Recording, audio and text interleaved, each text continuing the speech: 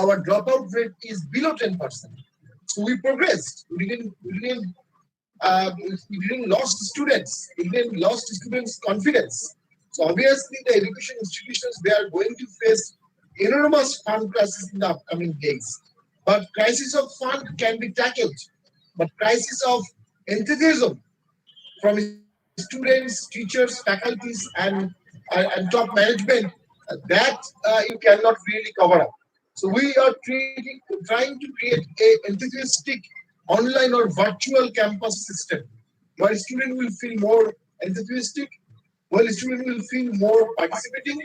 And during these last 2 months, even in law department, we arranged 20 additional lectures, specialized lectures, so that students don't feel digital boredom or digital intoxication. That will bring, because so that students feel that they're getting more than before Corona. So before Corona, we used to have a dropout rate of above 10%. Now we are having a dropout rate of less than 10%, which is our really a big achievement even during this Corona. So we are taking this Corona not as a only as a challenge, but also as an opportunity. And we have formally decided, even after Corona, to cut the budget, to cut our budget and everything. We will adopt a policy that 30% of the course of all department will conduct through online. This is important, and this is something you cannot avoid it, because we are in the era of really fourth industrial revolution or whatever you say, and definitely the power of internet and social media we really cannot overlook. In the current population, 7.7 billion people of the world, out of them 4.5 billion people use internet, and 60% of the world population now is online. And there is also discrimination as to access to internet. 55% of men use internet worldwide, and 45% of women use internet. So this discrimination is also needed to be eliminated as soon as possible. So in this phase, whether we face Corona or whether we don't face Corona, but we have to really, really focus on flipped classroom, blended learning, as well as recorded classroom.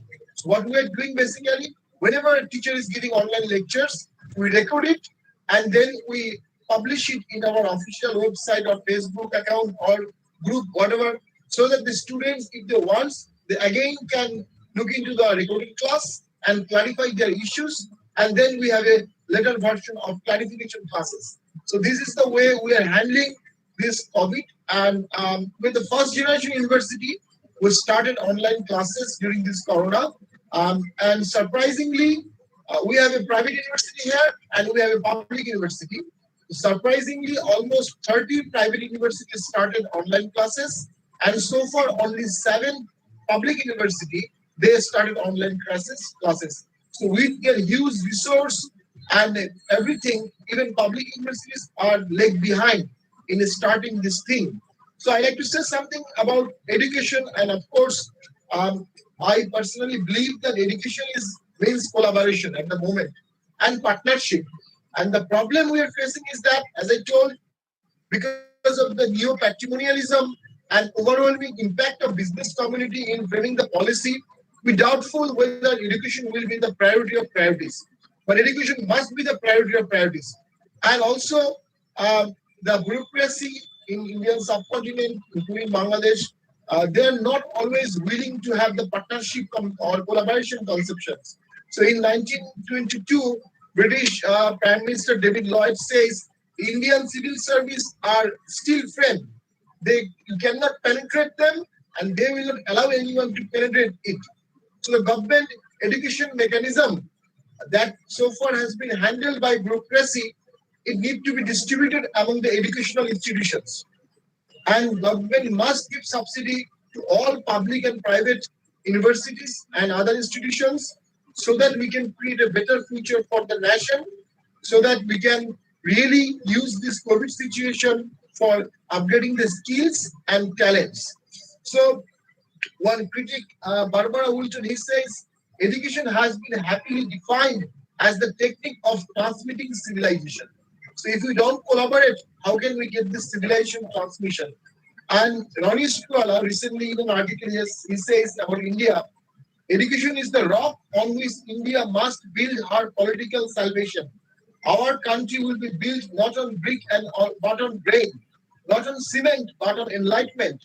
If we cannot afford education, we cannot afford to remain a civilized society. So it is important that the top level of government, including the member of parliament, the ministers, and also the prime ministers, they think that education should be the top priority, and we have to prevent the dropout of students. That is important. We have to prevent the dropout of institutions. This is also important. A number of tertiary level institutions or below tertiary level institutions, they are going to shut down in the upcoming days. And if the government incentive or if the government COVID incentive be transmitted to those institutions so that they can make the education cheaper or tuition free and sustained, then of course we can really cope the COVID situation better. And I personally believe that the government must donate huge fund or interest-free loan to students and to institutions to face this COVID situation. In the parliament, I just finished the session of the parliament yesterday, 2 days back. So I categorically mentions that every student, whether he is from public university or from private university, must be given a interest-free loan or incentive, or he must be given a smartphone or tab or some computer or laptop so that they can attend classes virtually. And it must be interest-free or free. And the institution can be public or private, but the students cannot be public or private. All students are students. They are citizens of the country and they should be treated equally. There should not be any discrimination in this COVID period between public university students and private university students. So many of the learned speakers mentioned about ancient Indians education tradition. Of course, Nalanda was our proud national pride, and of course our Indian pride. And so far I know 10,000 students used to study in Nalanda all over the world. And the trains was not from here to Europe, but from Europe to here. And Nalanda was a completely free education institutions. The king used to take care of the expenses. Whoever take oath as a king, the one of the oath was he will take care of the education institutions. And also, Nalanda was completely residential university. The only first residential university in the world is Indian Nalanda University. So we have to bring back those values, those models, those structures back to India and Bangladesh, of course. And I personally believe MCT Global is an excellent platform in creating those values, in creating those partnership, in creating those collaboration. And I have no hesitation to say I attended so far 4 or 5 MCT Global's annual summit, and I educate myself from the summit. And in operating the Dhaka International University, we take this quick decision of blended learning or online class because of the education we receive from MCT Global's summit. And every time I go to this summit, I meet with so many people and we request them to take some classes sometimes. And Mr. Bharat Datta is a very good organizer, a very learned person, a man of excellent leadership, an excellent management skill, an excellent, honest, and dedicated person. Of course, he is creating a disruptive intervention in the education system of Southeast Asia, and he is creating a role model. And of course, during this COVID period, we need more collaboration, we need more partnership, we need more recorded classes. A sector should be now revealed like Khan Academy in America. We should have lots of recorded classes, and you can so that you can buy them on paying nominal fees and distribute them among the students.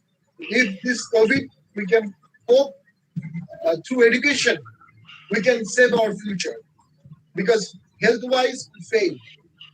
Economy-wise, we're definitely going to fail, no doubt about it. But if education we can sustain, and education we can keep safe, education we can keep continuous in nature, obviously we can save our future, and our economy will be saved then, our health will be saved, and ecology will be saved, everything will be saved. So I will not make it much longer time. It is a wonderful experience to attend this summit. As always, I miss the great food of South Indian food, because every time I go to Bangalore, one of the reason I attend this conference is to taste the South Indian dosa, idli, and samba. I am a big fond of Indian food, but this virtual meeting really is virtual, and also this virtual meeting, I can see the participant number is huge, and the image and knowledge and skill of the participants, and the depth of knowledge the participants have, and the learning process, and the vice versa learning process is really something to be praiseworthy and highly appreciated. Thank you, everybody. Thank you. See you again. I hope we all able to cope this COVID situation. I hope we all able to really cope this COVID situation, and make our world better than before, as it was in COVID, before COVID. Thank you, everybody. Thank you so much, sir. Yes. Hello, Mr. Datta. Yeah. Thank you so much, sir, Yeah. for your Thank you. disruptive thoughts on present situation and how we can overcome, and how Dhaka International University specifically taking the leads for online teaching learning process, online examination, and collaboration with many Indian academic institutions and across the world. That's it's phenomenal in my opinion, and I have no doubt to put in record that coming days, Dhaka International University, Dhruva College of Management, and some other institutes who are coming out all the way to join hands, looking for partnership to share knowledge across the boundary, will lead the way. Thank you once again for your presence, having a very busy schedule in the parliament, and we all are blessed to have you for today's inaugural program as a chief guest. Ladies and gentlemen, we also have some of the eminent personalities present for today's program. On behalf of MTC Global, I would like to extend our heartfelt thanks to Professor P.K. Keshav from Ludhiana, who always joins our program. The Edu Summit comes all the way to Bangalore to attend it physically. We have Dr. Muhammad Mehboob Ali, one of the noted economist, macroeconomist, and educationist in Bangladesh, who is also one of the panel speakers working as a professor in leading Dhaka School of Economics, a constituent body under prestigious Oxford of the East, Dhaka University.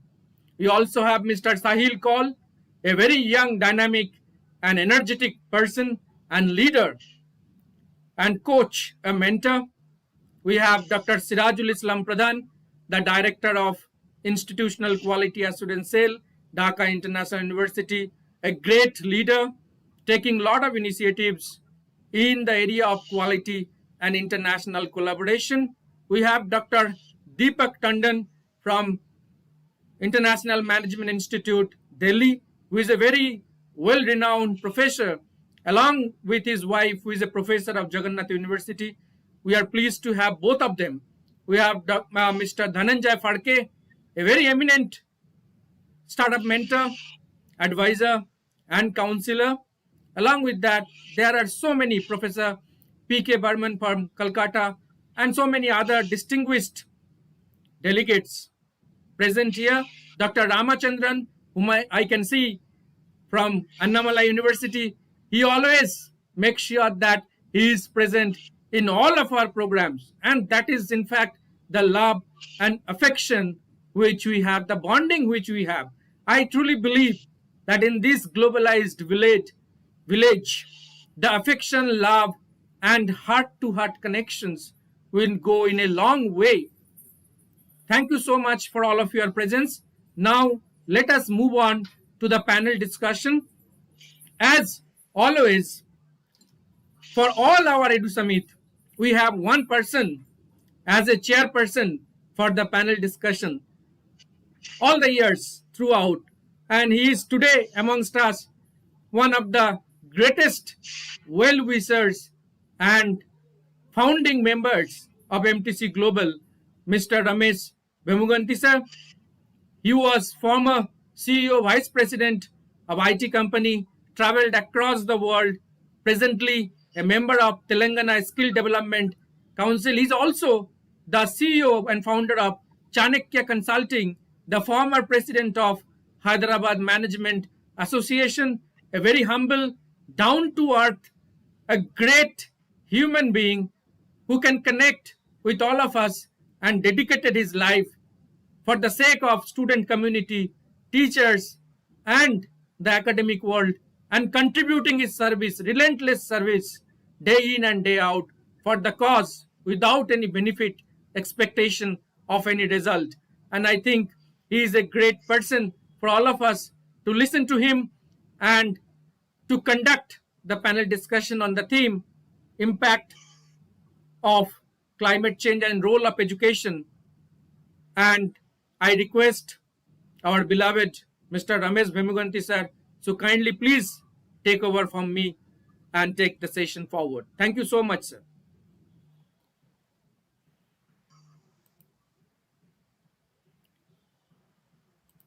Sir, unmute yourself.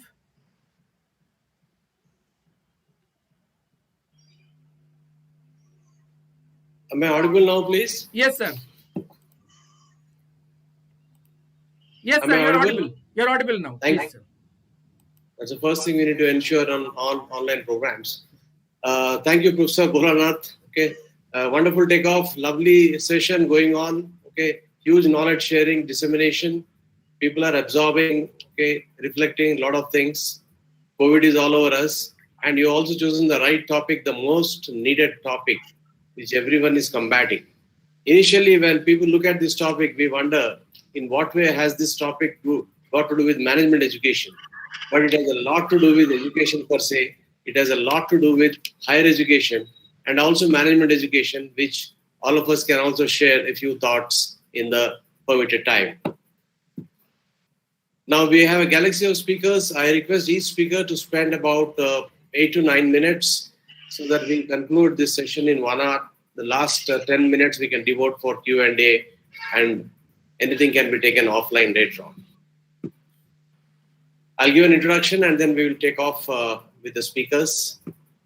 It's a truly global seminar. Let's give a round of applause, please. I think that's something which has been missing this morning. Everyone, kindly, we would like to hear the claps now. It's good for health. It's also good for MTC and vocation.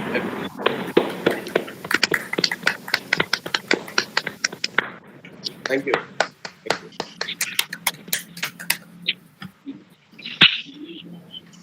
Education is the foundation upon which we build our future, stated Christian Gregoire. Now, it's very clear now. People talk about business continuity. Okay. Thanks to online education, we have education continuity. Yes, there are challenges. There are issues. As our Bangladesh academician and politician also stated very clearly, Dr. Pratap Reddy sir also stated, yes, but the fact remains that if we are meeting today in this pandemic, it is thanks to the online education. It is thanks to the online technologies. And let's give a round of applause for all those people who built up the platforms, the tools, the technologies, the process in an online way, and ensuring that the whole education is continuing at every level, school level, higher education, management education, all types. That's important. Then we have the edtechs coming up in a big way. We have platforms. We have virtual universities. The whole thing is going in a direction. Okay, so nothing can stop education. Even COVID cannot stop education. COVID can stop business. COVID can stop jobs. COVID has affected all the areas in the world, not education. That is what we have to understand, and let us give the message to everybody. And education results in knowledge. Education results in learning. And knowledge defeats fear. Why are people fearful today? Because there is less knowledge. The more knowledge we have, okay, the less we fear. It's very simple. And MTC Global, this is one forum globally, I would say, one of the few forums online. Phenomenal knowledge sharing is happening in a selfless manner at the highest level and pedestal by dedicated and committed academicians, okay, and management faculty and management fraternity, the professors, the deans, the professionals, okay, resulting in huge service to the humanity. The outcome is absolutely wonderful. Today, faculty knows how to teach a management subject by reading a few mails in MTC Global. Many researchers are doing the research on MTC Global. This is very important that I should mention this point so that we are all on the same page. So it is sustainability the right way. There are many management forums in the country. I am also associated.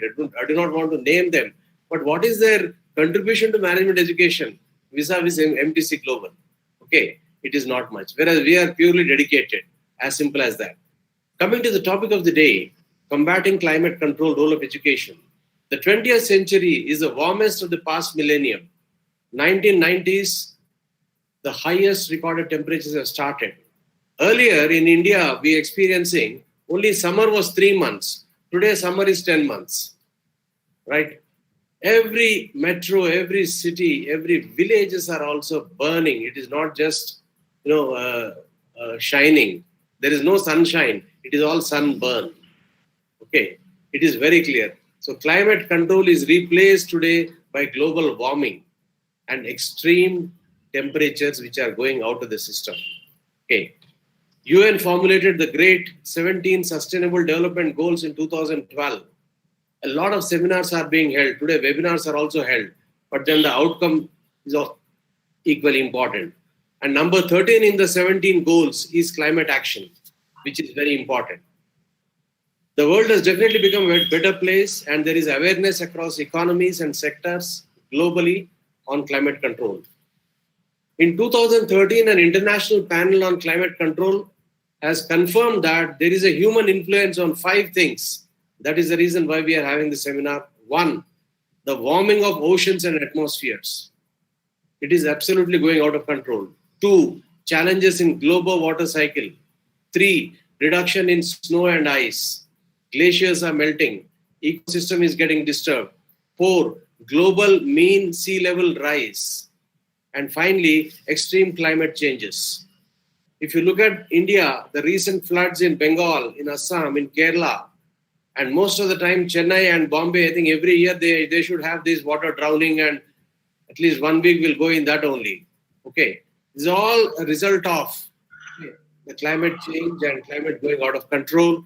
It's very obvious, which all of us have been reading day in and day out. Even Rishikesh and also all the holy places are getting disturbed because we have tampered with the ecosystems there. Okay, so finally, what does it all convey? We have not respected the environment. The message is very clear, right? As Benjamin Franklin said, investment in knowledge pays the best interest.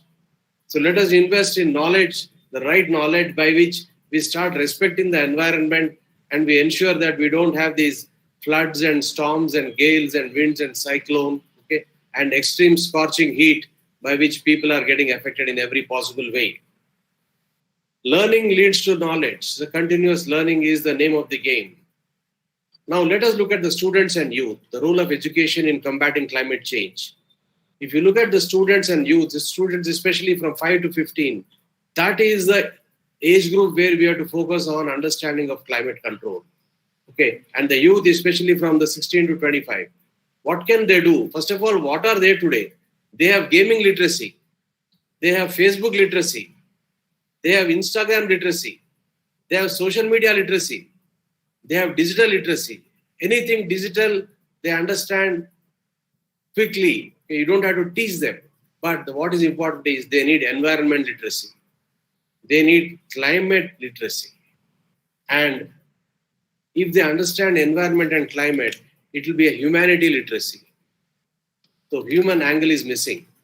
Today in COVID also, as one point I would like to mention, in the present environment, many people are looking for jobs and getting frustrated. Most of the youth losing jobs, okay, and issues. They should understand one thing: acceptance. अरे COVID में कहाँ मिलेगा भाई job, right? You have to understand acceptance and adaptability. You need to understand that the situation is a pandemic. It is not just one more disease. Yes, it is much better than 1918 when we had a pandemic of Spanish flu. The world was not that advanced scientifically and technologically. But still, we have to wait. Waiting is the name of the game. Accept and adopt. So that is what we need to teach them. And they will learn, okay, with this focus on environment and climate. So, couple of things for the students, what they can do. One, they can create eco groups in the schools. Some students are already doing it. In India, हमारे पास क्या है? There are some cities which are far advanced in environment practices. And in some cities and some most of the institutions, they do not understand what is environment. So this gap has to be closed. It is something like the IITs and the IIMs, the top institutions on one side, and a majority of other institutions. Everyone is into their own trip. It cannot happen. Sustainability is connectivity, please. The technology transfer has to take place from the best institutions to the other institutions. This is what is suggestion. Create an eco group, calculate carbon footprint, reduce wastage, continuous visits to the farms and nurseries. What is practiced in the European and American schools, where students learn about animals, they learn about plants. So they go for a preservation of all these things. And finally, the climate control is having a global response. Okay. In global response, education is an essential element. Okay. It helps the students in three ways. One, a better understanding of impact of the global warming. Two, it encourages changes in attitudes and behaviors. I think the biggest challenge which all of us are facing as faculty also is a change. We are actually looking for a change, trying our best to change the attitudes and behavior. Once we achieve the change in the behavior and attitude, everything else will follow suit. Whatever we teach, they will understand. Okay. So till you change the students and their mindsets, its teaching also doesn't have much of an impact. And also teach adaptability to the children and youth, okay, with all the climate related changes. I would like to conclude with 2 points. One, the Franklin Roosevelt stated, ultimately, what is this seminar all about? Role of education. We are preparing the students. We are preparing the youth. The great American president stated that we cannot always build a future for our youth, but we can build our youth for a future. It's time that we focus on youth and building the youth for the future, because future is not in our hands. Okay, nobody expected COVID 6 months back.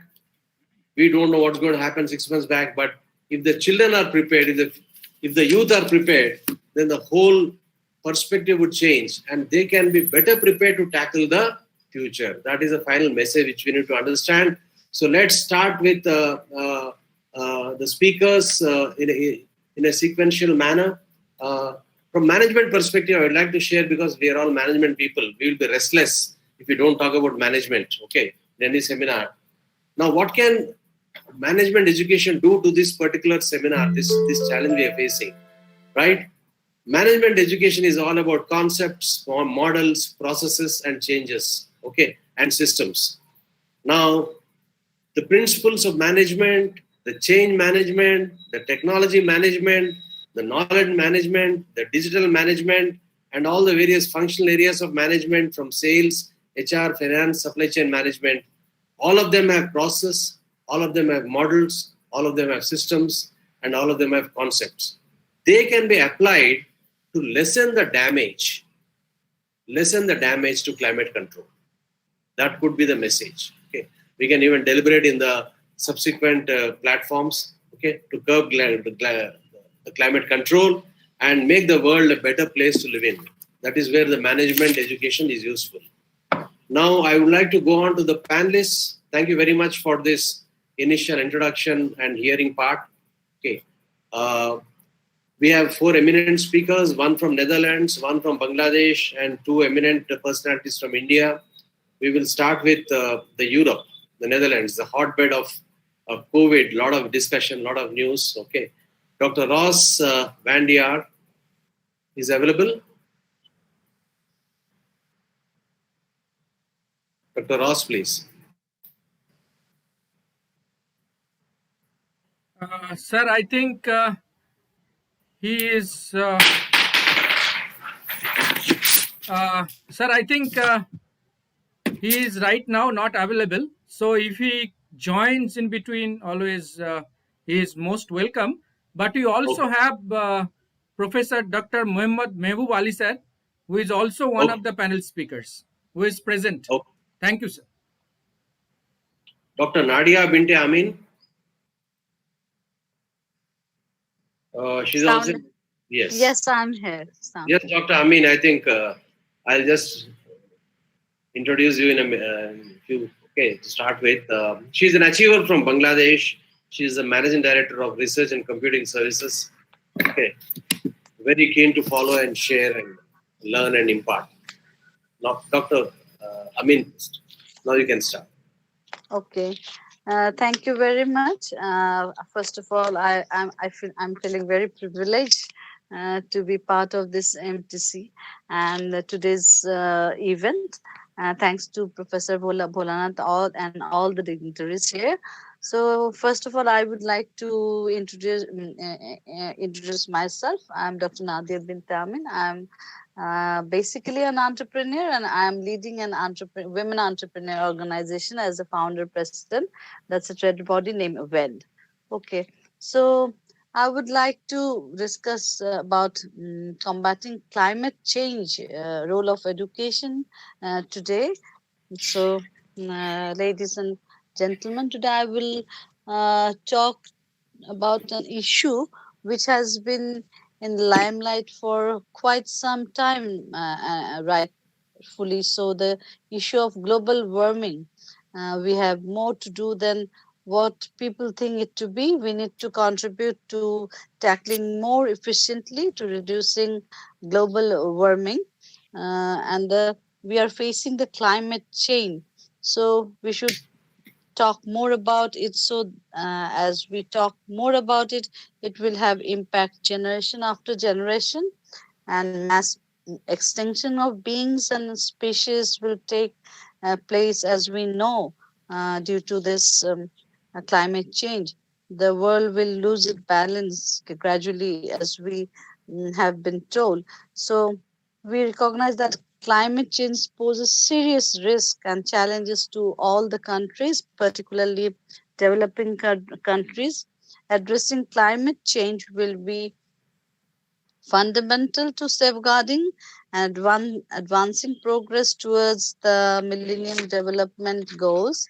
I would like to focus on some of the points United Nations mentioned in their international panel discussion in climate change. Number one, climate change is progressing and will have widespread effects on human life and natural systems, as they mentioned.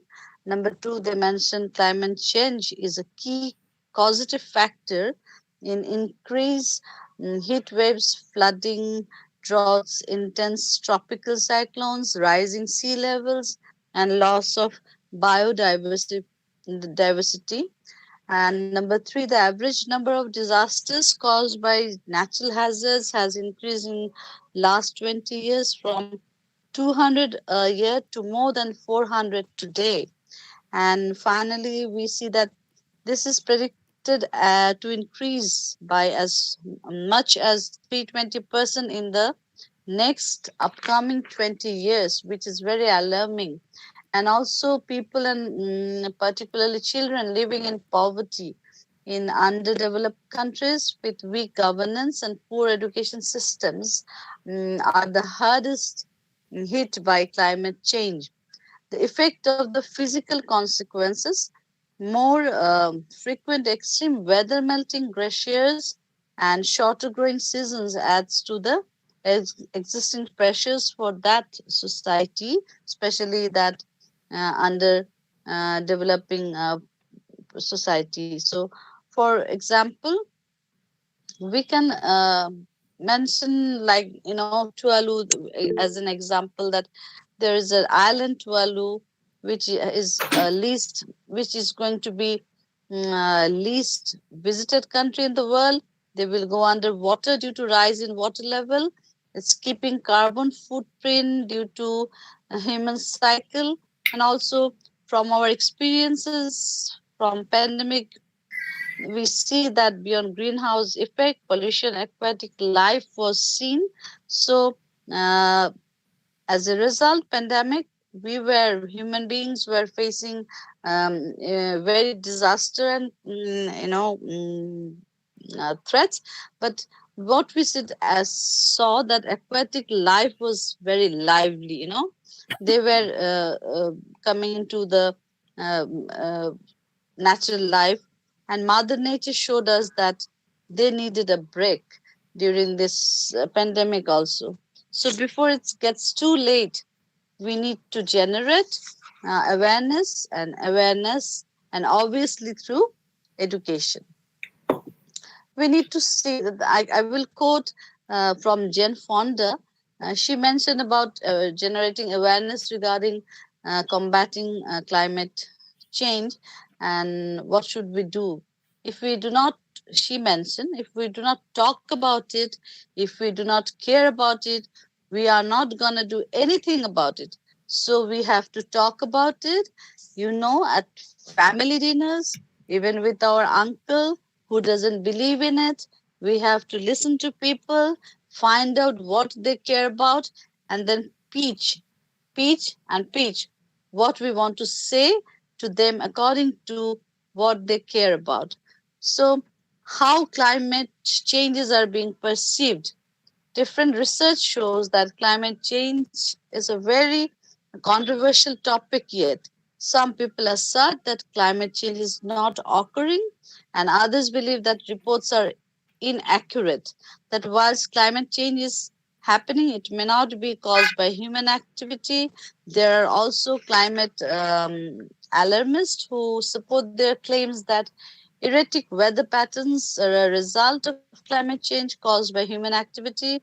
Regardless of these different viewpoints, one fact can be agreed upon: climate change is a complex subject, and there is a need to educate future generations. Now, our focus should be how it can be taught in schools, and how public education can be carried out to increase awareness. It instructs what specific subject matter to teach for climate change education, and how to evaluate the student learning procedure on the subject. Chapters might include climate change education in the formal curriculum, teacher readiness for uh, climate change education assessment for, and also the curriculum of lessons mm, from public education, and also useful resources for anyone involved in educating students on climate change, and also for those interested in climate change itself. Teachers' readiness for CC assessment for and of CC, lessons from CC for public education. Climate change education is an extremely useful resource for anyone involved in educating students on climate change, and also for those interested in climate change itself. It focuses on how learners of climate change, climate science, understand messages on climate change, the communicative context for education on climate change, the barriers that can be found to public engagement with climate change issues, and how these barriers can be addressed, the content of CC, visualization, framing, audience segmentation. So it recommends that scholars of environmental education focus critical attention on how practice addresses senses and spheres of agencies, socio-cultural and complexities of developing scientific literacy, given the interpretative frames, prior understanding that are brought to bear by the public in non-formal education settings. However, the education sector offers a currently untapped opportunity to combat climate change. There is a clear education agenda in climate change adaptation and mitigation strategies, which require learning new knowledge and skills and changing behaviors in order to reduce the vulnerabilities and manage the risk of climate change. Therefore, investing in quality education climate change is an essential tool in achieving the MDGs. This brief reviews the current policies and actions on climate change and the barriers to engaging the education sector in the discussions on climate change mitigation and adaptation. As at present, there is no coherent dialogue on how to expand the climate change agenda to include education as a tool in adaptation and mitigation strategies. However, leveraging education for climate change action is indeed possible through existing international agreements and relevant agendas. The brief presence framework for the existing communities of practice to mobilize around in order to promote education and sustainable development, and also integrate disaster risk reduction, quality learning, and environmental and climate change education. Despite being threatened by climate change, the education sector offers an opportunity to combat climate change through contributing to efforts and enhancing the adaptive capacity of systems and learners, thereby reducing vulnerabilities and building resilient societies. And what can be the recommendations? So, from recommendation side, that we know lastly that what should be education. We need to actually instill in our primary education level, secondary education level, graduation education level regarding this climate change issue. So, how can we instill in our students, in our through generate awareness? What can be done? We can incorporate in our curriculum.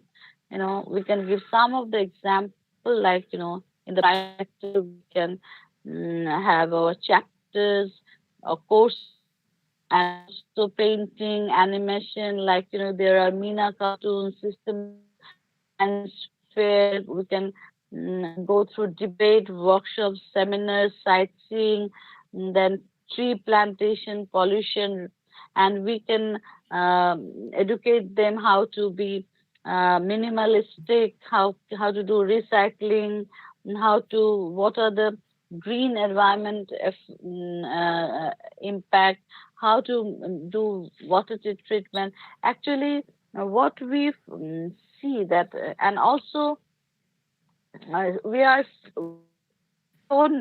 start instilling the philosophy or the awareness from the very beginning in the primary level. So it will be tough to expect practice from the society, because gradually these kids will grow up and become part of the society, and they will gradually be decision maker and policy maker at some point. So finally, I would like to mention as a women entrepreneur that during this pandemic, our women entrepreneurs, they have shifted their business. They have gone through self-education. They fought against this not climate change or change in the world, pandemic change. They have shifted their business from regular products to organic products, like, herbal products. They have shifted their digital marketing selling through digital marketing selling platform. They have started selling recycling products. They have started selling product with organic fruit. So they have focused on the issues that are concerned to not to harm the climate. So you know, so to make our world a safe place for the next generation, we need to incorporate in our curriculum this climate change issues very vastly. So that would be our last suggestion. We need to instill in our children, and for few when they grow up, they'll be more cautious to deal with this situation. So, and that's how I feel that we need to combat actually. So, Thank you, Dr. Amin. Absolutely wonderful. thank you, thank you. You have covered so many aspects of climate control and global warming. You have presented a research paper in 10 minutes. Okay. It's a phenomenal achievement, I would say. Wonderful. Thank you. Yeah, excellent. We move on now. Dr. Mehboob Ali, a regular speaker in our forums. Okay. He is here now, a well-known personality. Now he is from Dhaka School of Economics. He's basically a management expert, ICT expert, and an education expert from Bangladesh. Please, Dr. Mehboob Ali. Thank you, sir. My all the best wishes for today's organizer, especially Professor Dr. Volanath ji, sir, who is a very dynamic person and he always innovative. He's always thoughtful and breakthrough thinking and iceberg thinking, because he arranged the topics in such a manner under the pandemic situation, which is very much relevant for the society as a whole. Actually, I do not want to blame anyone, but COVID, this is also due to natural disaster, because we did not care with the nature. But nature gives us plenty, but we always do not care the nature. We want to destroy the nature, and we always want to give our role to others' shoulder, that they should solve the problem. That is the biggest challenge. That's why I think nature takes its own action. Though I'm not sure who will and how this COVID will remove from the society, or we have to long live with the COVID. I again want to say hello to all the dignitaries present in this conference. Actually, creating about approaches to climate change, integration, and adaptation, we have to develop their capability, and there is to solve the problem with meaningful action and adaptation and mitigation. This is a very important thing, and in this case educational institutions can play very important role, because educational institutions in several countries have started educating students on climate change. Yes, in India and even in Bangladesh, we are also trying to educate our children. But if we start education from the childhood, it will be more meaningful. Just a few minutes back, what our panelists said. And educational institutions in several countries also prove that uh, a young boy or a young girl at a, teenage, how much they are capable to take, and how much they are proactive at a later on, when at the tertiary level they are not capable to take that amount of their uh, energy and enthusiasm to keep the protection of the environment.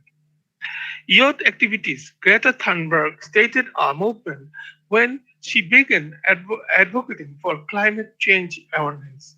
Educational institutes can play role about climate change is not solely to spur them on to take action and do their part for their environment. Actually, If we go for environmental scanning, what we'll see, what are the inputs? And through environmental scanning, we have to always take action for perceived environmental change, and there must be strategic stain adoption capability and international and arena and international cooperation is very much needed for strategic scanning and internal and our external factors.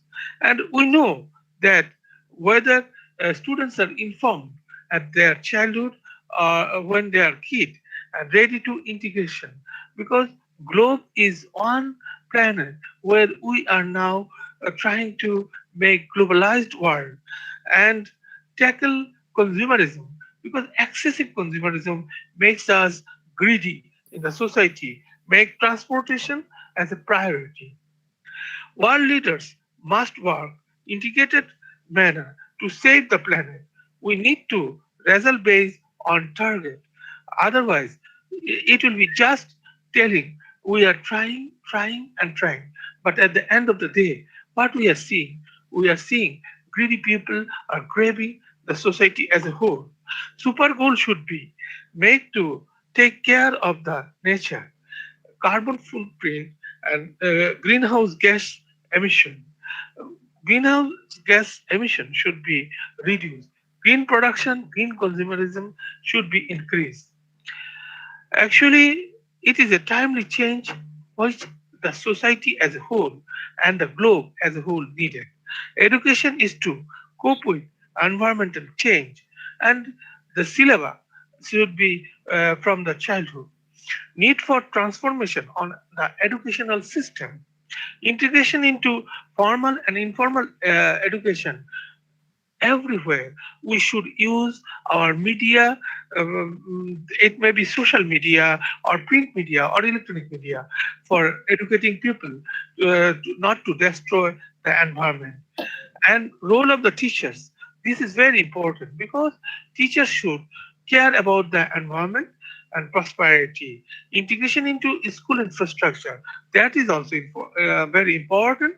And technological tool for education, this is also important because if we think about 50 years back, what are the technology and what are the technology now we are using, these are all changing with due time. And education and policy at all level, education and policy should be well informed and well transparent, and good governance should be there.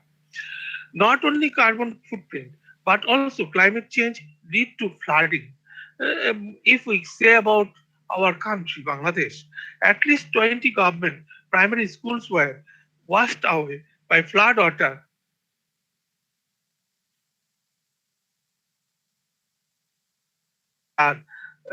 in Bangladesh, which is now ongoing. Around 1 million students would facing learning losses due to damage of schools, which outreach learning was difficult from students as they were unable to access the remote learning platform during the closure of the educational institutes during the outreach. Dropout rate in the primary education for COVID-19 and again for this flood uh, actually created a problem. And we must take definitely care of the nature, because nature gives us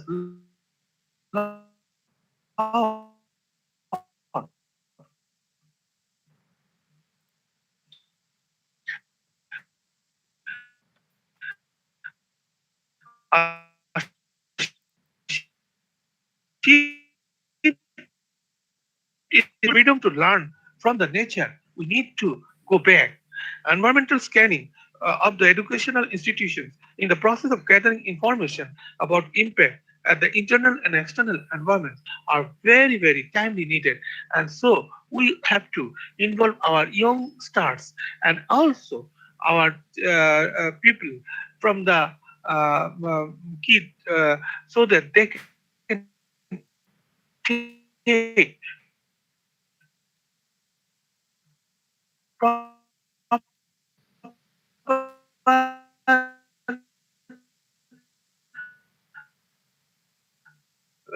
and the world leaders.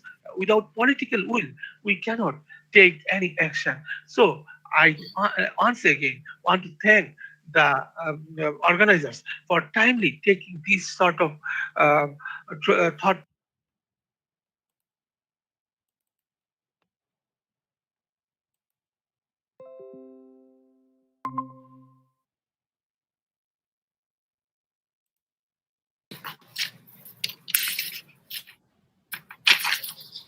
Dr. Dhananjay Parke is there, please.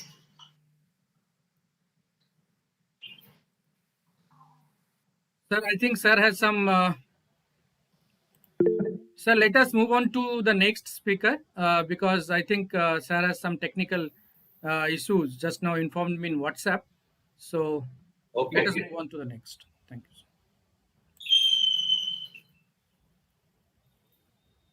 So Dr. Narayan Mukherjee, Executive Director, Bonhomie India, Kolkata.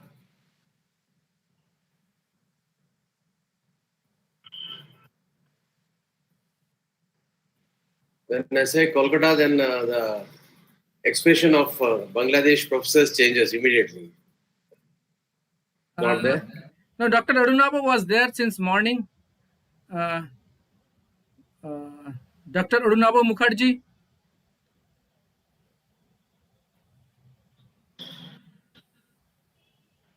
Audible? Yes, yes. Am I visible?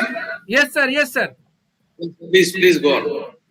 Thank you, Ramesh ji, and my greetings to everybody. I was there since morning, as Professor Datta has rightly pointed out. In fact, his indomitable spirit and his enthusiasm has made me curtail so many official meetings of mine, and to make sure that both of us are, me and my better half, are there in this conference, as we duly acknowledge and deeply appreciate Dr. Datta's effort. Kudos to him. It's fantastic the way he's spearheading things. And Ramesh ji, I would like to re-establish my identity. I am not Narayan Mukherjee, I am Aruna Narayan Mukherjee. So there should not be any identity crisis as such. Let me reassert myself. Anyway, it was very nice listening to all of you. My heartfelt gratitude to Professor Reddy, Professor Wadekar, and Barrister Patwari, whom I have been listening to very minutely, because actually, anything which comes out of passion and then coupled with sincerity, that gives a fantastic dimension. Professor Datta's passion, coupled with the sincerity and sagacity of all these people, Professor Reddy, Professor Wadekar, and Barrister Patwari, has really made things interesting, and which prompted me to be so very engrossed in this event. And I have been listening to them, and it was really enlightening. And coupled with Professor Mehboob Ali's very recent statement, which really, in fact, in a way, I am a bit envious to Professor Ali, because the statement with which I was about to start my point, he has himself said, by virtue of having the opportunity of a speaker earlier than me, that yes, we are the part of nature. We are not supposed to, as we generally say, that let us take care of nature. How stupendously mistaken we are, that we forget that we are the part of nature. We are not supposed to take care of nature. So therefore, yes, it is very much so. But unfortunately, the way we take things, that we are always near to church, but far from God. We have. I would be very brief in terms of dealing with my presentation and talk. I will touch upon the things very quickly, because I know there are other aspects of the program to be covered during the online session, so I need to be very precise and all. Today we in the wake of Corona, we are so very concerned about nature. We are so very concerned about the process of education, this thing and that thing. But I would like to remind you two very important things, which I believe at the risk of being a bit parochial, but let me do that because although it is not that way parochial, but I think those who are from Bangladesh, particularly Professor Mehboob Ali, Professor Amin, Professor Dotto, and those who are there, they will understand what I'm trying to say because it has certain Bengali sense involved, although it is not Bengali, but actually global. If you look into the actual aspect of it, Rabindranath Tagore established Shantiniketan, which we all know today. Now it's Central University at University of Global Learning in the year 1921. But I can very confidently say most of the academia, most of the so-called practicing intellectuals cannot point out or do not point out one thing. In the year 1922, just after 1 year of establishing Shantiniketan, Gurudev Tagore established Sriniketan, which is the institute of first of its kind of rural reconstruction, hands-on application of understanding nature and mobilizing natural resources. I reiterate, and with due confidence, I re-emphasize, it is first of its kind in this part of globe, this part of Asia in the modern times. I'm not talking of earlier times, but we will mainly speak of Shantiniketan. We don't speak of Sriniketan because Shantiniketan is very close to so-called elitist intellectual practice. Because in Shantiniketan, we can study Bengali, we can study English, we can study Chinese, we can study literature, we can study commerce, we can study science. But if we are to talk of nature, if we are to talk of farming, if we are to talk of mobilizing natural resources, it is Sriniketan, which is a conspicuous example of vision, of outstanding abilities, of greatness of Tagore way back in 1922. Still today, of course, it was found with eminent visionaries like Lord Amherst and all. But then again, what I mean to point out is that the visionaries have already spoken about it. It is not that during Corona, during this phase, had we duly emphasized on rural reconstruction the way Tagore emphasized it, the things on the future of India would have been something different. And today, in management education, we talk of hands-on training, on-the-job training, OJT. It was Tagore who started it during the era of establishing rural reconstruction in Sriniketan way back in 1992. When it came to the 50, I raised, Professor Dotto knows, I have sent in the details, that when it came to the 50th year of IIM system, everybody spoke of the application of management education, universalization of management education with due regards to all the stalwarts. I'm not of criticizing more, but I am just narrating the facts. Nobody spoke of Tagore. Even today, IIM Ahmedabad is a pioneer in terms of rural management. Anand is a pioneer in terms of rural management and other things. But nobody spoke of Tagore, who initiated the process of rural management going close to nature. Not a single mention of Tagore, not for a single time in any event or any program when there was a countrywide celebration of IIM system, the managementization of life, the way we were making management, because IIM is considered to be, if I go back to Ravi Mathai and all, that it is the incorporation of management in all the spheres of life. So, but we didn't mention Tagore. So we are very close to church, but far from God. At the same point of time, I'm really thankful to where I was really getting. Honestly, when I was listening to Professor Reddy, I was feeling myself so very lucky to have attended the session and to because when the stalwart speaks what you feel, you get reinforced. I feel if you want to, if you ask me what is the nature of Indian management education, I have in one of my papers in IIM Kozhikode, which has been published by, thankfully, Dr. Devashish Chatterjee, being a visionary, he could publish. Otherwise, I am very afraid no IIM system or so-called ABCD system would have published it. But thankfully, Dr. Devashish Chatterjee, who happens to be the present director of IIM and IIM Kozhikode, earlier also he had stayed. He published it. I put it in this way, that Indian management education, or for that matter, Indian education, is equal to American model minus originality and innovation in application plus bureaucratic procedures plus elitist orientation. I repeat, Indian management education, or for that matter, Indian education system, is equal to American model minus originality and innovation in application plus bureaucratic procedures plus elitist orientation. We have made a management system purely to cater to the need of a top of the pyramid who does not have day-to-day contact with the bare realities of bottom of the population. We are extremely elitist. We are extremely pseudo-intellectual by practice. Management till date, in a way, we could not make management as a quality practice like Japan or other Asian countries, where management in true sense of the term has become a movement in terms of maintaining quality, in terms of maintaining the efficiency of productivity.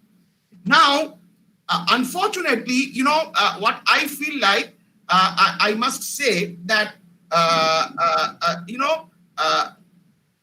from Indian B schools, or for that matter, Indian academic institutions, as I said, are extremely so-called quote unquote, I have the privilege of meeting some of the best professors of the world, who, when the need be left professorship, went back to industry, worked as labor for the sake of research, and understood and collected data by working with the, I can give the example of Professor Michael Burawoy, who is considered to be one of the stalwarts in industrial sociology. He left his teaching profession in Europe and America, went to Brazil, Latin America, worked with the workers, collected the data, and then developed his theory. But unfortunately, we Indian professors are not like that. We are, quote and unquote, maybe it is a Southeast Asian syndrome, a colonial hangover. We are more interested in dispensing knowledge and making statistical manipulation in AC rooms with the help of sophisticated softwares, and then to come out with some wonderful conclusions and wonderful theories, and saying that we have come out with this concept, we can come out with this model, which can be statistically proven. Whether the statistics has got something to do with the actual day-to-day problem with the 80% of population or not, that is not a concern for us, because we are there only to prove our mettle, we only to prove our academic caliber, which has got nothing to do with the reality, the ground reality of day-to-day life. And that is completely evident in today's context, when we see that we, the service sector people, are surviving, and Corona has affected the people, barefooted managers, the barefooted leaders who are working on the ground. This is a system that we have developed, that it is an extremely elitist one, and we are here only to manipulate with certain data, with certain statistical configurations, with certain, I would rather say, very sophisticated way of dealing things, not being grounded, and I had the privilege of meeting best of the best quality professors of quality management of Japan, who are considered to be the stalwarts in the field of quality management. I'm not naming them intentionally because they may not like it. Otherwise, like Professor Michael, because I had the full day interaction with Professor Michael Burawoy. I had interviewed him, and it was published also. So therefore, in case of Professor Michael Burawoy, I can name him. But in case of that wonderful professor of Japan, whom I met with in an international conference organized by one of the best, one of the leading manufacturers of automobile in India. But when I said, sir, I would like to quote all what you have said, he said, don't quote me, but that is why I'm not naming him. He clearly told, you people are only concerned about rank, position, bureaucracy, and the implications associated with it. You are not concerned about the quality of work. And since you had a colonial legacy of 200 years and you have a so-called feudality commanding over you, you cannot come out with this. For you, work is not important. For you, the most important aspect is the organization and in which position of organization you are in. So that was a very sweeping statement, but that got me shaken. That has given me the idea of what is the true reality of India as being seen by the experts of quality management. So, what I have seen in this regard, from Dabbawalas of Mumbai to Jaipur Fort to very latest Kumbh Mela, in all the very ground realities where management is practiced by ourselves in our own indigenous way, we have not highlighted it. Harvard had to come to India. The best business schools of US had to come to India and highlighted our best practices. How unfortunate it is that we are practicing. It is our own indigenous practice. But there is a saying in Bengali that Chena Bamun Poita Dorkar Han. It is like that. When it's if I translate it in English, that a person who is well acquainted in his trade, who does his trade very well, unfortunately, he does not require any introduction, but he is not treated well by his own acquaintance. I mean, in this way, the best practices of ours, for which we are globally famous, that is not being highlighted by ourselves. It takes Harvard, it takes the business schools of so-called big countries, big capitalist countries to come to our place and highlight them. So unfortunate. Finally, I would like to conclude by saying that in this corona-ridden, I was very carefully listening to Barrister Patwari. I really applaud the way he highlighted the point by way of distributing mobile phones and internet connections to the common student, irrespective of private and it is really something very wonderful initiative, and the way they have addressed the issue. Let us strive to for us such a mechanism where there will not be digital divide, where education will really be an reawakening of soul, where we will not allow ourselves to be confined in the bureaucratic setup. It would be a really reawakening. It will be really a process of rekindling our thoughts and skills. And so far management education is concerned, let us try to develop Indian brands or indigenous brands of global managers, or in other words, a brand of Indian or indigenous managers who are of international standard, rather than the present practice of making global managers of Indian origin devoid of originality. So therefore, this is the way I look at the things. This is the way I understand. Maybe I may sound a bit skeptical, but this is the way I look into the things. Hope I could contribute in my little way in the deliberation. Thank you so very much for your patient hearing. Thank you, Arnava. It was absolutely enlightening, from various aspects. To start with Sriniketan, nature, farming, mobilizing natural resources, then finally the Indian models and Indian management education. As we rightly said, I think probably we can all have the discussion, take it forward in the MTC mails. A proper understanding of management education and Indian management ethos and pathos is the need of the hour. Although we keep saying that we should come back from the west to the east, but on the ground reality is something different. And finally, management education is becoming more elitist and a job-oriented or a job-seeker kind of a situation. We need to go much beyond that, and even the allied institutions in management in India are also not really helping much in that direction. So it's time we can take it forward and do whatever best we can. As the great American President Roosevelt said, do what you can with what you have where you are, right? That's the ultimate objective. Thank you very much, all the speakers. I think it was absolutely comprehensive. Everyone got the best of it from all angles. Now I think time for me to hand over to Professor Bolanath, and we take it forward and we keep going into the MTC Global, okay, on and on, okay, energetic. And one thing is, all of us are not aging in MTC Global. So one thing you should also advertise is that if you join MTC Global, you stop aging because you do so much of learning. Okay, so mentally you're always fit and active. Thank you very much. Namaskar. Thank you so much, sir. Ramesh Memuganti, sir, for wonderful conduction of the panel discussion. And thanks to all the... Thank you so much, sir, for chairing the panel session.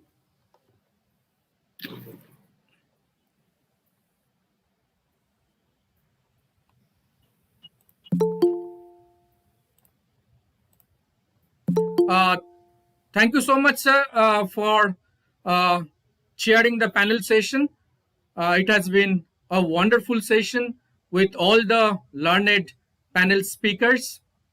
Dr. Nadia ma'am from WIND, Bangladesh, Professor Dr. Mohammad Mehboob Ali, and Dr. Arunabha Mukherjee from Kolkata.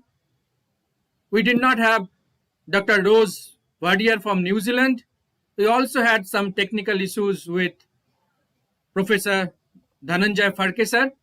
But however, the session was very enriched and it was very well conducted. Thank you so much for all of your gracious presence in this August gathering.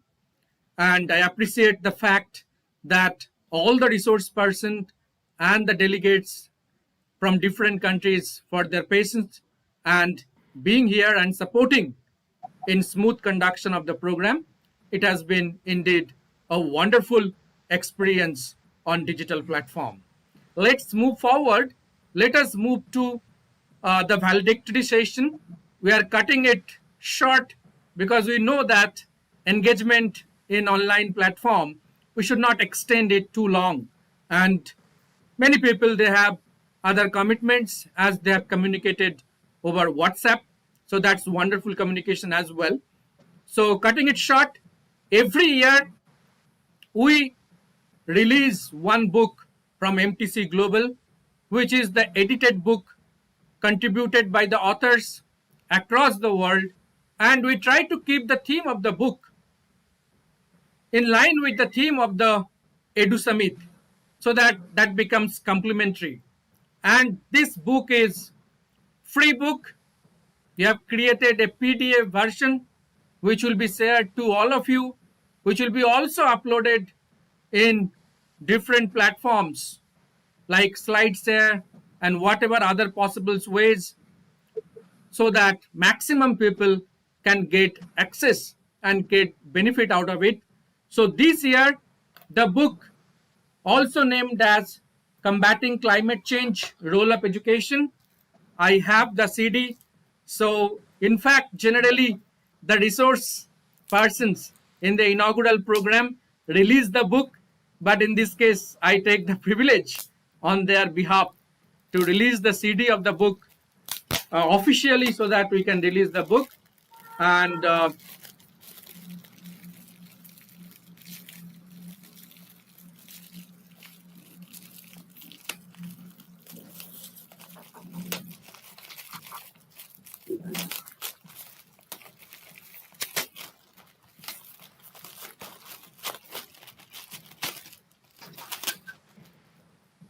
this is the CD of the book, Combating Climate Change, Roll-Up Education, contributed by 25 authors across the globe on different issues.